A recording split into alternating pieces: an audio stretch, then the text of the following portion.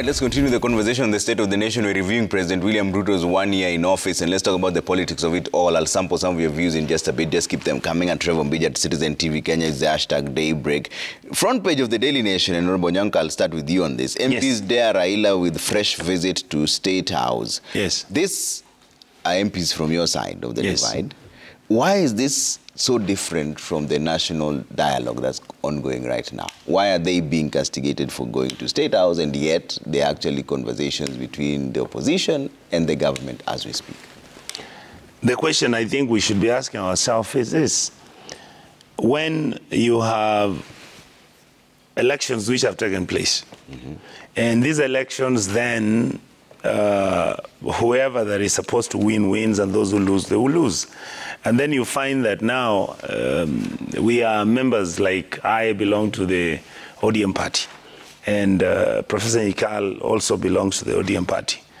The critical issue that has been at hand is not whether members of parliament who belong to our side or any other political party have a right to go and see the president, ask him for favors, for the assumption that the president is the one who will direct, because he has the capacity of using the national resources to direct that, there's a road in Kituru Church South or in Nyamira, or there's a road in Bomachoge which needs to be done. Can we please have government officer go there and make sure that this road is implemented? The question becomes, do we have laws? And for me, if my party, ODM, is very, very serious, I would like to see this whole exercise go to its logical conclusion. What does the Constitution say in terms of once I've been elected in the ODM party? What is it that I can or I cannot do? The problem that you've got right now is that this issue of members from Luo Nyanza visiting the president, and the amount of noise that we are getting in terms of the members of parliament who have gone there being ridiculed, and some of them feeling that they are not, they're being vilified unfairly, because according to them, the Constitution allows them to have freedom of movement. The issue for me that I see is that the whole of this story has just been politicized for the agenda and for the purpose to show that these members of parliament, who have been my colleagues for many years, have an impact that they can actually go to Luo Nyanza constituencies and counties and have an influence where they can tell the people whether President Ruto can do favors for these counties or not. And the question, therefore, as leadership and as members, for example, of the opposition, is it okay for us, even when we are in the opposition, for me to go and say, I want President William Ruto, who is the president, yes, of the country, but who happens to be from the KK Alliance? Am I free to work with him? And the question then I ask myself is, what has been the international best practice? Do you see members of Congress in the U.S. Congress going to see Joe Biden, and yet they're from the Republican Party?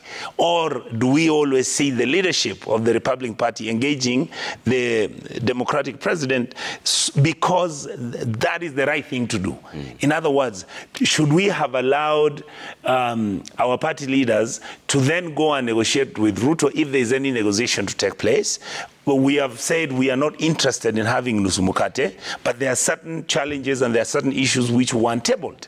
And do we allow our leadership to manage and discuss those issues, or can I, as Richard Onyonka, without even considering that I'm a senator, walk into State House and tell President Ruto, I'll support you, please give me whatever you can give me, and let us assume that everything is fine? Many on our side, including myself, is that we whittle the significance and the importance of us then having political parties.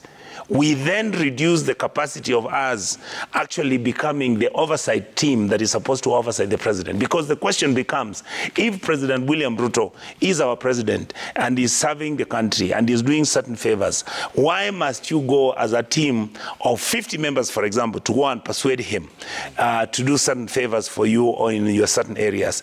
And yet in reality, our reality is that, yes, we need to engage him. So for me, I'm looking at the issue of how do we have clarity which allows, yes, you respect the office, if that is what you can call it, of the president, and you can actually, if need be, like I've been to his 2 meetings where all the Kisi leadership was invited to go, but I've not gone to State House because I understood the sensitivity of the matter.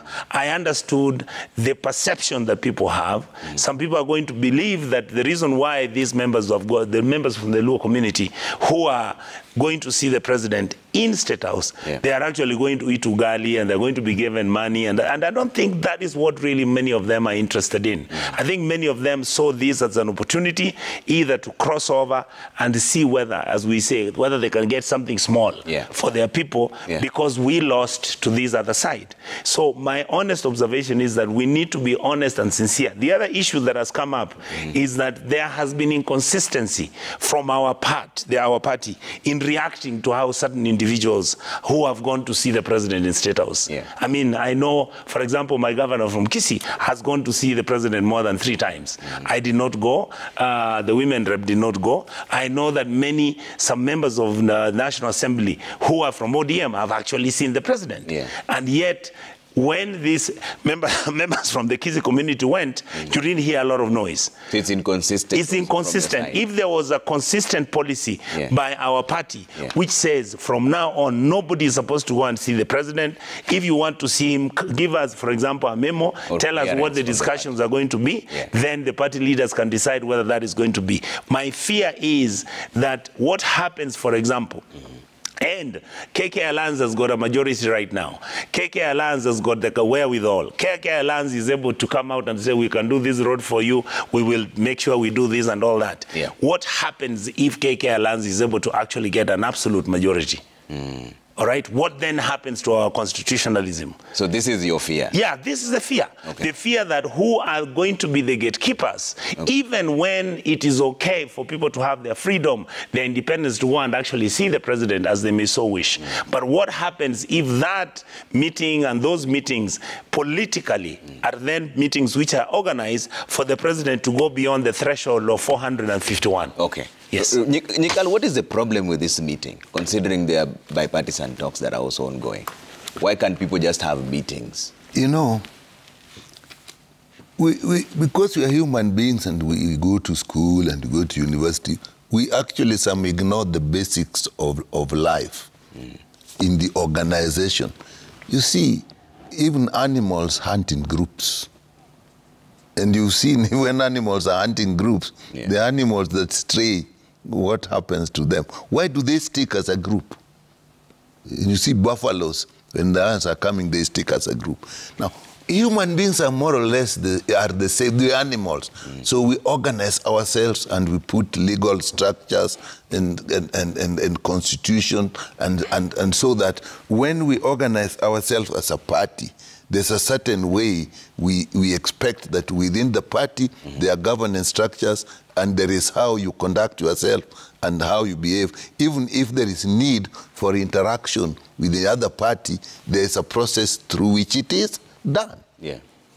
So if you then, even in the international community, between government, it was in minutes of foreign affairs, a Kenyan, an individual Kenyans can't go to say another embassy, even within Kenya now, and say, now these Ugandans are our neighbor, I can walk to their embassy anytime and talk government things because my constituency is in Busia, which is very close to Uganda, or we are across the border. There's a structure through which, if you have an issue to discuss with another country, you do it. So it is with parties.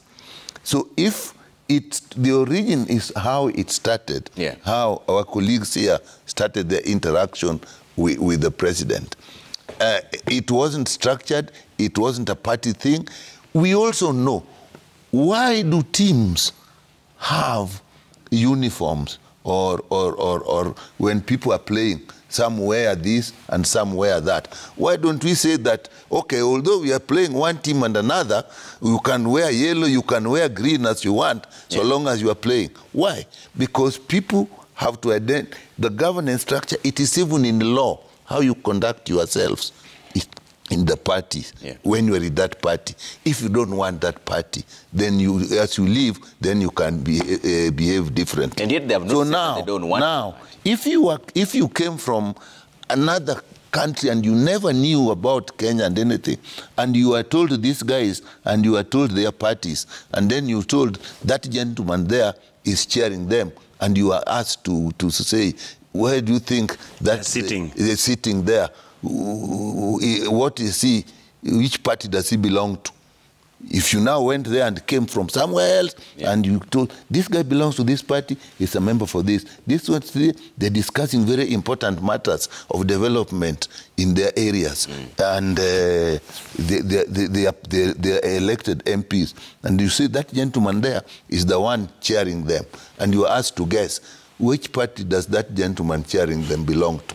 You came from nowhere. What would you say? But why is it okay for the opposition? No, it's okay. Meet the president. We will agree on that. We will come to that. Yeah.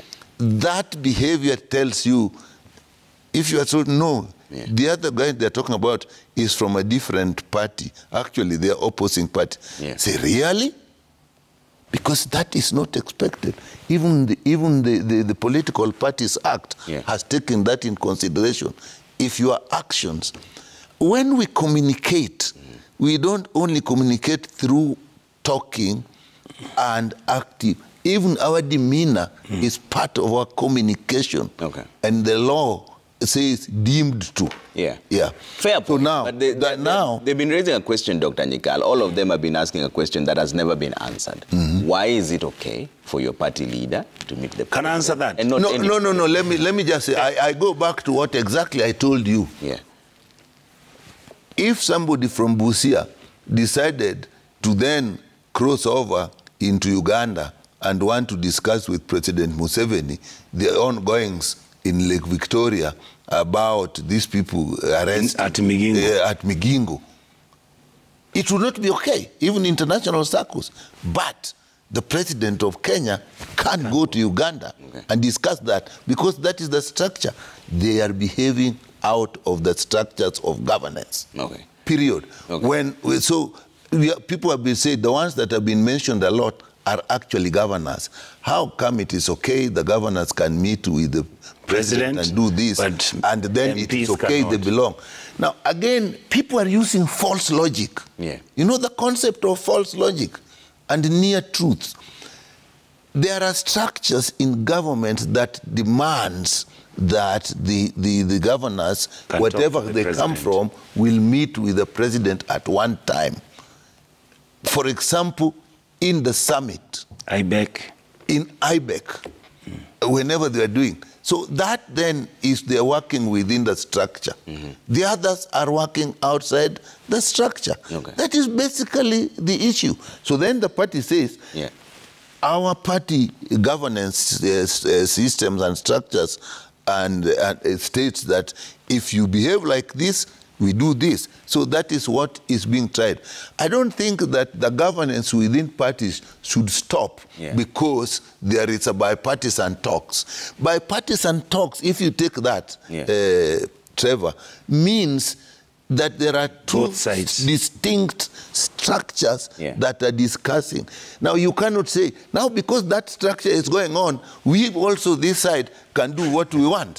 So, but when you see... let's say if there was, a discussion about a marriage, so there's a team that has come to discuss a marriage between two people. Other young men from that can't say, now we can just go to that clan and just get the women and start marrying them because our people are talking. I mean, you must wait for the outcome of that. But what did you make of this meeting that came just right after they got the court order saying that they're still going to appeal the decision of the tribunal? And then they met the president the same day. Strictly, me, I normally go for basic. When people are going for very difficult things with a lot of technical data, I go for the basics because that's where things lie. Okay, you are going to appeal because your conduct has been questioned. And your appeal is saying that what is being said about that is not true, then at the same time, you then go and do exactly the same thing you are appealing that against. you are appealing against. Yeah. What are you telling the leader of that party? Let me bring it to a home situation. Yeah. You have maybe a difference with your spouse, and the one spouse visited some place that the other spouse is unhappy about. And then you say, okay, it is not what you think. You know, it is not what you think. Yeah. Because you saw me near that hotel very late with the Honorable Nyonka, it is not that we are doing something. So you say, okay, let's sit down and discuss it. You are saying it isn't, but I'm very worried. When we are discussing it, then I see you again with the Honorable Nyonka here at that hotel. What? Trevor, what are you? You wanted to answer why this is. So why I it's know okay. now we will put it into laws and everything, but we leave the basic. Look, where do laws come from? Okay. Laws come from natural justice. Okay. Nyonka, you wanted to answer why it is okay for party leader to meet the president and not these MPs. It is it's a normal democratic practice. Yeah. I'll give you an example. When Joe Biden was having his budget being discussed the last financial year, the person who went to discuss with Joe Biden was McCarthy. He's the Speaker of the House who represents the Republicans. You did not see, even when McCarthy was actually negotiating with Biden, once they had reached the conclusion with Biden what he could offer the Republicans, it was now a time when many of the senators came in and then came out and they said, we have agreed with our speaker and we have agreed with President Biden that we are going to support him for him to pass this bill, which has been impossible to pass. And 10 of them came out and did it. But there was a negotiation. The problem that you have today, Trevor, is let Kenyans decide. Do you want to follow the rules of this game, or do you want us to follow the rules which you beat? In other words, if I'm able to go quietly and go behind the door and nobody sees me and I see the president and I'm done with it, is that the way you would want me to behave myself? Yeah. Do we agree, for example, that when the president comes to a place like Kisii, is there a possibility that we can actually go as the Kisii leadership? So but not as individuals. But not as individuals. Because when you go and see him as an individual, the implication of it politically is different than when you go to see him as a group. And this is something that people should just agree to. Let's solve this problem, Trevor, once and for all. Do we want a democracy that functions, that has got rules and regulations, that is within the law, that allows me to go out and oversight the government and oversight my governor without necessarily being seen or acting as if I am doing this, one, as a lone ranger, two, for self-interest, and number three, basically because it's something that I can defeat. Lastly, I would want anybody to tell me when the last time, even when you have the bipartisan talks which are taking place, when was the last time you saw any of the KK Alliance, whether they were the ministers, whether it is Moses Kuria, my friend, or whoever they are, all you ever see them do is throw vitriol at Raila. Every single day doesn't pass unless you see somebody saying something hateful, somebody saying something disparaging about a political leader who has half the country. Okay. So my argument is, when you are seen going to see the president, and you are allowed to do it as a private individual, what impression are you giving the party members who are going to see that same president? Okay. But as I've said, Trevor, I really want to beg my party that can we agree that we are going to be consistent as to what we are going to do in terms of our engagement, our relationship, and our touch-ups with the other side of the opposition. But that's on the other side of the argument, and you're touching on it. Is it that is this a sign that there's wavering support for ODM? Let's face it, these are elected members. Is it a sign that the public perception is that my colleagues and friends who have been going to see the president decided to waver because they wanted certain favors done for them. But you see, Trevor, let me use an example like yesterday. I saw Mama Ida going to Migori to go and launch the flight that went there. According to me, there is nothing wrong with Mama Ida taking a flight with Murkomen, who's our CS for transport, And that matter is a public matter, is a wonderful thing that took place. And the story ends there. The fact that Mama Ida went there does not mean that she went there to go and beg the president and beg the government for anything. That is the way we should behave. That there are certain things which we do for public interest. Yeah. But when it comes to political issues like now, our responsibility as the opposition is to checkmate the government. How do you checkmate the government when you have members who are supposed to be in the opposition and they have gone, all of them, to State House? They are seen with the president and they are sitting there and they are having tea. That's what I was asking. Is this a sign that the ODM is weakening? No, it is a sign that the members or is Kenya Kwanza becoming stronger? The interpretation is that the members are abdicating their responsibility. I mean, in real terms, unless they go to State House and they're using soft diplomacy and they're telling the president, oh, this is wrong in our area and everything, it basically means that for them, they are willing to be with the president, they are willing to go to him, if need be, they are actually willing to engage with him from now on until the next elections. And that is why some people are saying, take the courage. If you are really, if today, Trevor, I made a decision that I'm actually going to State House and I'm going to start working for President William Ruto, I will ask the Kisii people to give me the ability to see him make that decision. If they say no, then I should be man enough to resign my position as senator and go for elections. Okay. But let me say, you have asked 3 times. Does this not mean that there is a wavering support? Okay. Let's even use mathematics or arithmetic. If this number was now 20, then I would say, I would then think about. But it is the same number. So what this thing is confirming is that they are there, and I don't even see why then they're having difficulty just relinquishing the party officially and doing it the way it should be done. So then the number has not changed. It's the same faces. So it cannot mean any growth. It cannot mean any growth or even of their support in Nyanza. If they went there with a bigger team, more members from parliament, then it's okay. They were just initially just this number. Today they were 8. Today they are 10. Now something is happening. But if it is the same 8 that keep going on and on and on, I mean, even if I was the other person, I would say, but how come you are not increasing? Who are the ones you have convinced to come with you? You are just coming the same every day. Okay, let's bring up a lot of feedback that's coming through here on Citizen TV, at Trevor Mbija at Citizen TV, hashtag Daybreak. Let's bring that up and see what you're saying as we keep reviewing President William Ruto's 1 year in office. And we'll talk about other issues as well as governance style. So Sir Nixon says, so far, Parliament behave like they no longer listen to who sent them there. No public participation, and when it's done, it's under haste and duress. Tyranny of numbers, I believe that is what you want to say, is now about who's mighty, regardless of the sovereignty of the people. Okay. Angela Lazaro says 1 year down the line, president still in campaign mode. In fact, he might get into books of record as the president who mounted the longest campaign period in the world. He's pledged everything. Okay. Okelo Mwalimu says it baffles me that every time the current regime gets it wrong on economic front, the president's henchmen and women are quick to compare Kenya to Singapore, a country with 6 million people and almost 800 times smaller than Kenya. Economies have never been built by escapists. Okay.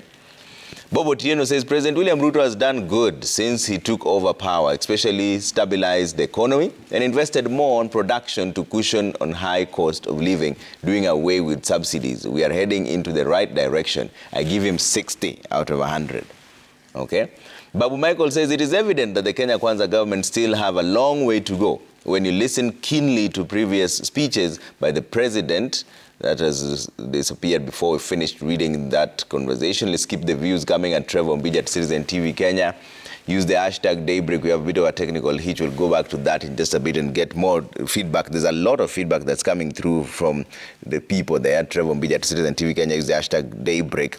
Now that we're talking about conversations, Onyonka, do you have any sort of confidence that the national dialogue will yield some fruit? Now we are rating President William Ruto's performance politically. Trevor, this is something that I've been internalizing and observing very keenly.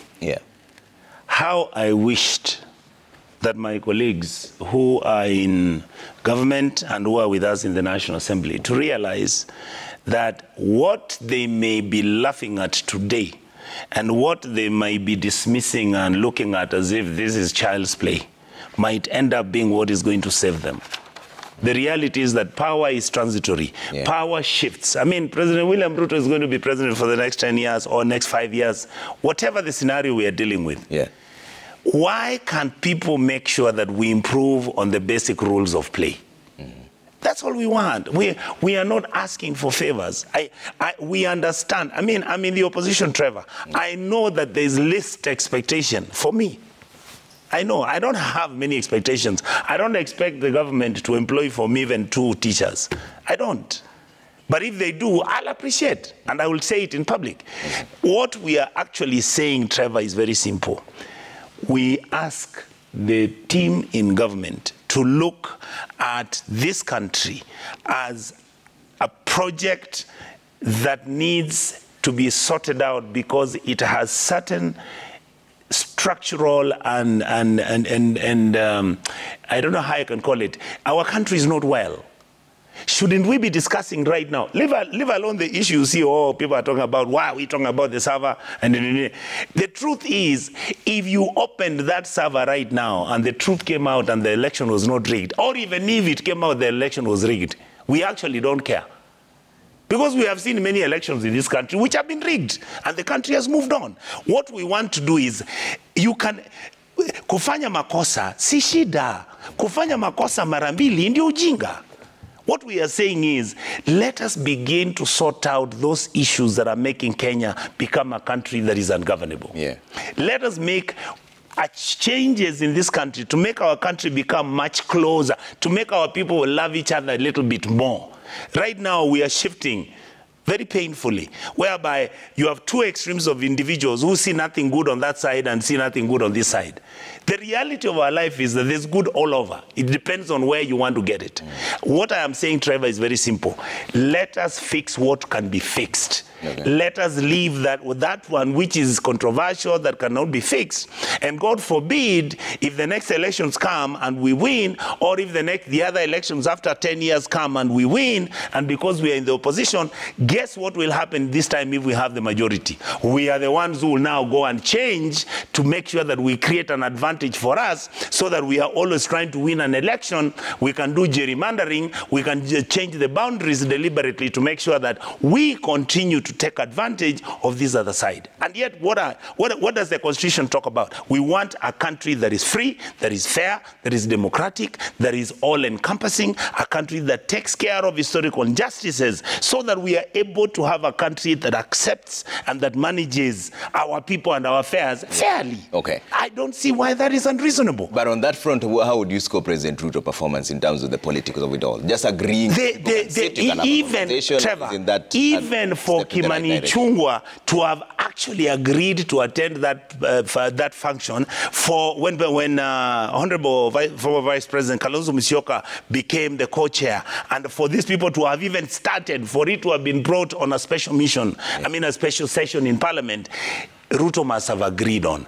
I believe, and I don't have the facts, but I look at politics the way I listen to how politicians engage. Yeah. I believe there's one faction in KK that doesn't want to have anything to do with these discussions, because they believe that once these discussions take place and we make the changes that are necessary, and therefore the president is going to be happy, he might end up now becoming more friendly with Raila, and then Raila now, as a party leader of KK, as our party leader, is now going to negotiate for Nusumukate. We don't want those Nusumukate things.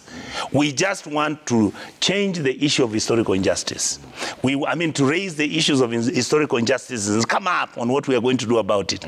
We have, Trevor, a problem of electoral injustice. The truth is, all the other elections in Kenya take place in the country. You'll find about 10 or 15 petitions. They go through the courts. Nobody really complains much about it. But when it comes to the presidential elections, what do we go through?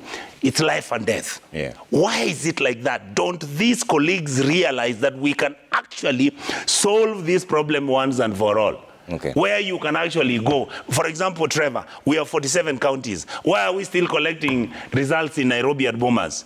Why can't we collect the results which we receive from the county government, from the counties, collect that tally? If you pick 39 counties and you realize one guy, one president or one lady is already ahead of everybody, you can even declare them. Because whatever that comes out of the other 10 or the other 15 will not change the results given the data that we have.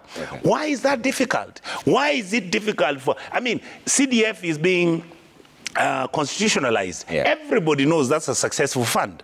Why are we not even agreeing to deal with the CDF issue? Well, I mean, the CDF issue. Why are we not bringing in the ward fund for members of the county assembly? Why are we not? You can't allow me as a senator of Kisii County, I'm given a job where I'm only supposed to pass policy and discuss the issues of devolution, discuss the CPAC arrangements whereby we are going through the books of all the governors and everything. And yet, in reality, my role as the custodian of devolution and the custodian of what the Constitution talks about, I have no capacity to checkmate what the governor does, to checkmate what the members of the county assembly are doing. No wonder the money is being stolen as if people are eating in jugus. And yet, in reality, these are things which we must discuss. What is wrong with us discussing one man, one vote, one every? What is it? Why we must be honest and sincere. Why are we giving Lamu, which has got 2 constituencies, 4 billion shillings, and the voters were not more than 25,000, and yet Kiambu County, the voters were 264,000, and yet the members of National Assembly, which are there, they should be having 34. And yet they only have 23. Is that fair? These are the issues we should be discussing. There's nothing wrong with me raising that issue. Why are certain areas having counties and others are not? Shouldn't we be discussing whether Nyamira County, I mean, not Nyamira County, Gucha, I mean, Kisii should be split into 2 counties, Gucha and Kisii County? If that is not the case, then why are we not discussing that we can actually increase the constituencies to these areas, which even if, look at Kuria.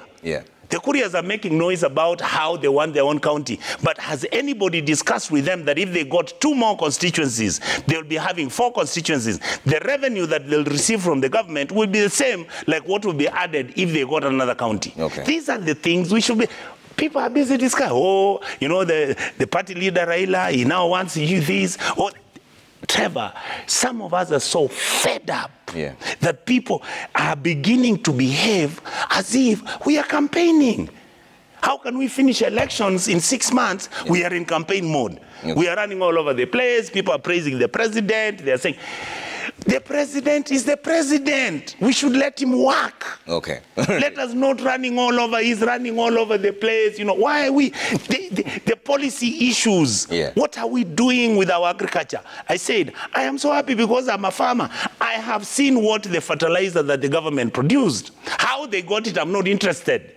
But the fertilizer reached. I wish more Kenyans can get that fertilizer. Can the government bring in extension officers? I mean, I'm told, a friend of mine was explaining to me that the president has actually given, the KK government has something from their policy and their agricultural strategic plan where they are mapping out certain areas in Kenya for certain products to be grown so that these areas are ring-fenced to produce certain products.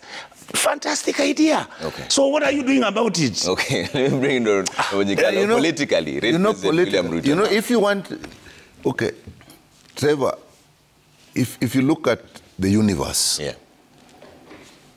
politics manages the forces of the universe so that they can either be for the good of humanity and universe itself or actually destroy it. But the rules of the universe themselves are nature or God, depends on where you stand. Those ones stand on their own. You must obey them, whoever you are.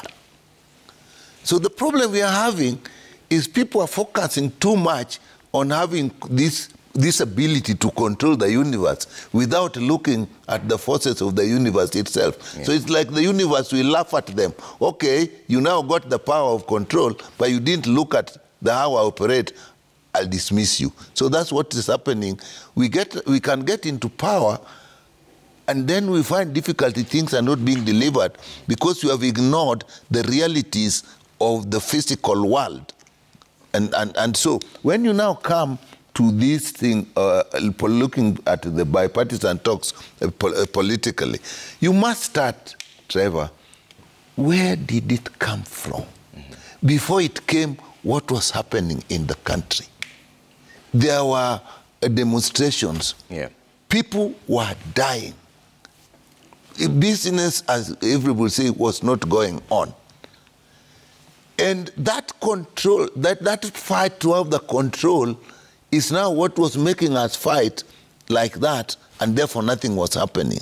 So when now we said, let us talk, and we stopped that, and now we must then say, even before anything happens, people must accept that in between the time we were talking, things are operating differently. So therefore, those who are in the talks and don't mean well must know that if those talks fail, they can't say we will not go back. So that is important. So politically, saying that we should talk is good. But then again, when you are in positions where you are talking, again, the wholeness of participants in a process is important. So that if we want to say, okay, it is good, Excellency William Ruto agreed that the talk should go on, we would therefore expect all structures around him to behave in a manner that supports that process. Otherwise, we start questioning that, is he serious? Let's say the deputy president. Let me be about this. His talks makes him wonder, is this person the deputy president of Kenya or just the deputy president of Kenya Kwanza? Does he know the distinction? And therefore, if this process is hoped to bring calm and let we discuss things well, and he seems to be so much against it on the grounds of just two issues, that it may bring nusumkati. And then the other people are saying, we don't want nusumkati, we don't, but we know that is what you want, we know that. What is this now? And they've told you. Then the other thing, when you look at, okay, what are the contents of what is being discussed? Let's take the electoral process. We start by saying, let's open the server. Again, because we are so concerned with politics and not the reality of the things that politics do, we only know if the server is opened and it says we have lost, then there's... But the server could be opened, and what you may find, what are the structural issues that has to do with electronic voting? The question is, how do you do it? No legal backing. And let me tell you, okay, no legal backing. Let me tell you, let me come to that. Trevor, was the world made with laws? People created laws when they think they needed to organize their society. So if they were to reach a situation that we think it should be done, but there's no legal process, we can then recommend, let's then put in place a legal process. That's why the structures of parliament... Which will not be retrospective. Just be progressive. No. Even if you put a law now, it will be. If it has not been opened, and now you create a legal structure, you can open it. That's not retrospective. Okay. But let me then... But then... So the assumption that opening the server is questioning the legitimacy of President Ruto is one element. The other thing that opening the server will question is the integrity and the reliability of that system, which we need to do in the future. Then if you now come to say IEBC, which you seem to agree with, we've been having problems every time we have this. Let's look at IEBC. Is it the structures we have, how we formulate it? Now, if it is that process that we are making us have demonstration, when people are talking about it, why that is so bad? And this, you have no faith on that. You have no faith of the whole process. Then you come and look at the other things that are being looked at. Prime Cabinet Secretary, Leader of Opposition, 2/3 majority, CDF. These are things that Kenyans have been talking about. They came in BBI, depending on where you are. Now you don't want it. Now when things change, you think it is something good to talk about. Lack of sincerity deep inside us. Me, I give these talks a chance. And I want it to fail in the hands of people who do not are not sincere in their heart. Then we go back. People shouldn't assume that when these talks eventually fail, the country will just continue as it continued before. No, something will take its place. I can't say what. Okay. But if we make it succeed, then what will take place after them will be determined by what we have agreed. Okay. So it is important for this country that we give that process a chance. And people who are in position to either make people have faith in it or make people not have faith in it must guard their words in the interest of the country, not in the interest of parties and positions that we hold, that we are afraid if Nusumukati come, mine will be smaller. I mean, look. Okay, Trevor, I'm so happy we are looking at this issue. Yeah. So let me start with the first one. Yeah. I don't know whether our politicians know what is called public good. There is something that is public good in terms of wanting to do that which makes a majority of the people in a certain administrative area to appreciate that this is the direction we want to go. And I would like to say, and I've said this severally and over, my colleagues who are sitting in that meeting, whether they are from our side or whether they are from the government side, let them understand and let them know. And I want to put in this list our deputy president or the vice president, Honorable Gachagua. I would like to plead with him. His statements mean a lot. What he says and how he says it. You see, Trevor, if I tell somebody, you know you are a fool, and I say, you know that's a fool. Yeah. Those are two different, one statement, but which has got two different implications in terms of expression. Let them know that whatever they are going to say, this matter is more important because it's about the state known as Kenya. And many of us, if these talks fail, we will never forgive this administration. We will never forgive the leadership that needs, let them give us the basic minimums. The most controversial issue now, let me come to the issue of the server. Trevor, you know, when you sign an agreement, there's something called an NDA. We can have a legal framework where the server can be opened and we can actually agree who are the individuals who will have access to that information for the simple reason that, as Dr. Nyikal has said, can we look at the structural setup of the servers and find out where is it that mistakes can be made so that in the next elections we don't repeat the same mistakes. So this has nothing to worry about whether we are raising the legitimacy of President William Ruto's presidency. Why? The Supreme Court has already determined that. We have already accepted that. We are calling him president. So why would anybody be worrying about how, according to them, if this server is open, they can, in that agreement, which would create the legal framework for opening that server, we can have an NDA, a non-disclosure agreement, where we will agree the individuals who are going to look at this can either be members of the particular committee and they'll be sworn not to release that information. And if they did it, that information will be considered null and void. The basic purpose being, can we find out why every single 5 years elections are over? We never either accept those elections, we never either agree that those elections have sorted out because the country is split.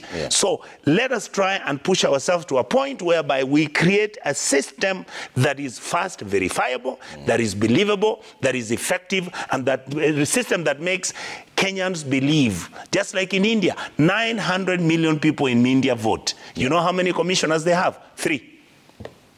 We are busy struggling with our 8 or 9 commissioners. We are busy screaming. And then if you look at the data from our elections, Trevor, all our elections, whether it is the MCA, whether it is the senator's seat, whether it's the governor's seat, whether it is member of parliament, rarely do you have this very convoluted, bitter war Because the matters are sorted out very quickly and they're determined finally. Okay. But our elections for the presidential elections are never determined finally. Okay. You always have this issue of either if we lost and we feel it was, we hang on to the coattail, we're always screaming about it.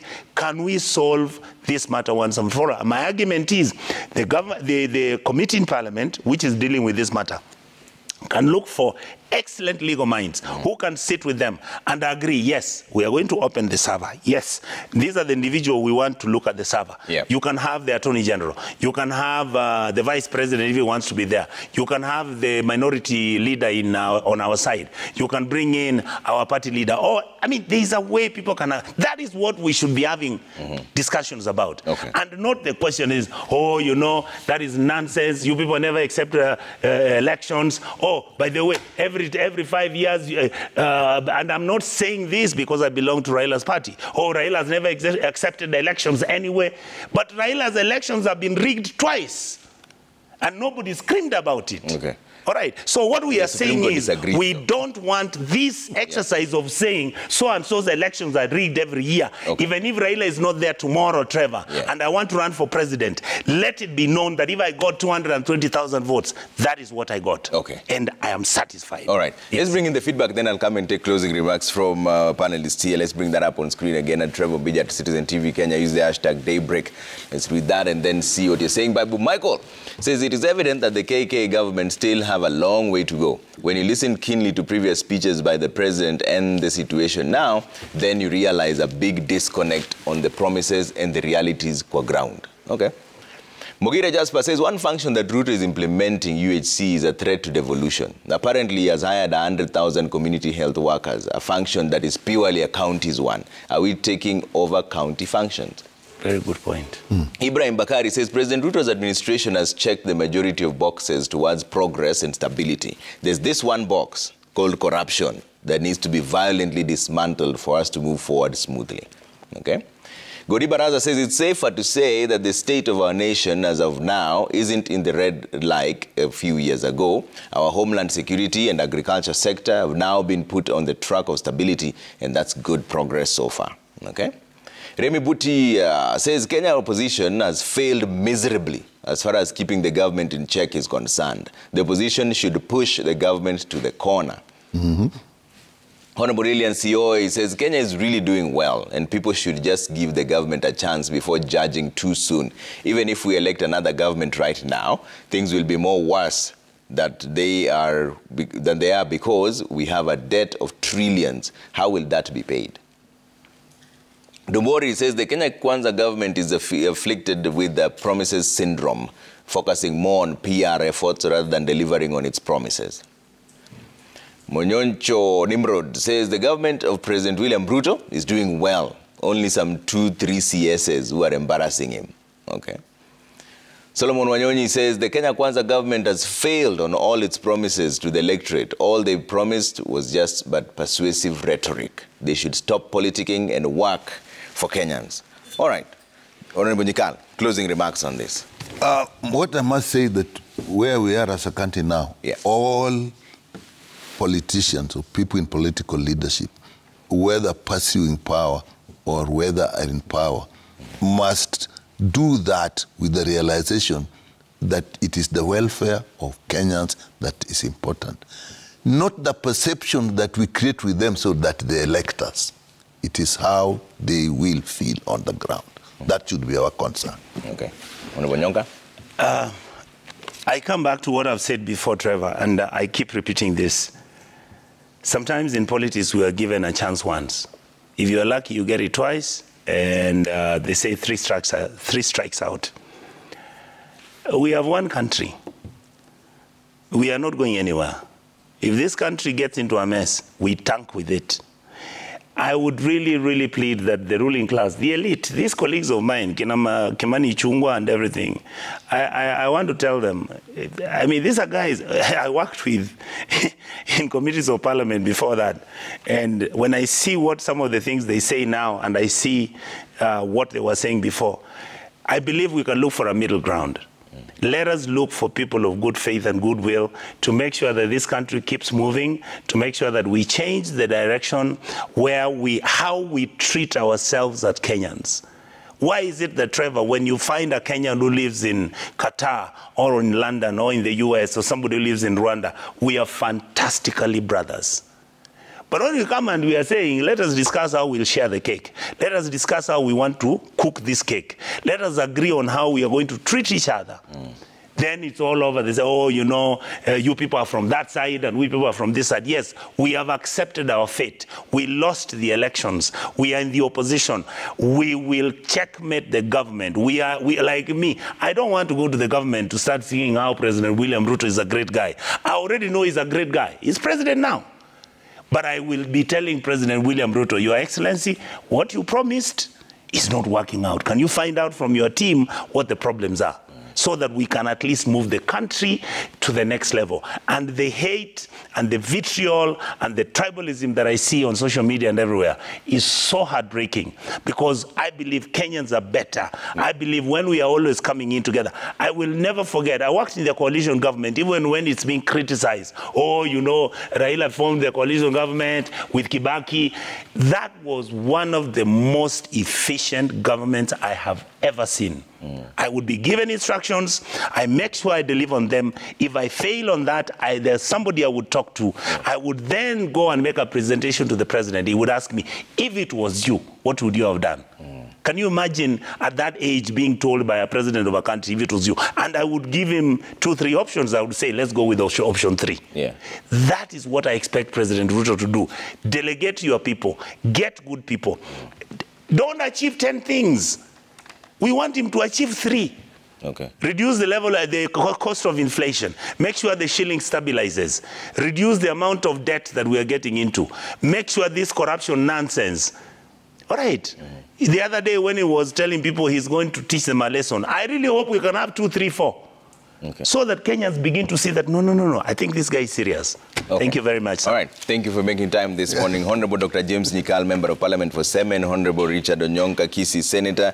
Please accept apologies from Honorable Anwa Murada, Woman Rep for Kiambu. She did not make it this morning. She has sent in apologies. And Honorable Elisha Odhiambo, Member of Parliament for Game as well. That has been State of the Nation. My name is Trevor Mbija. We're taking a quick break now. When we come back, it's time now for cooking tips. All right? See you in a bit.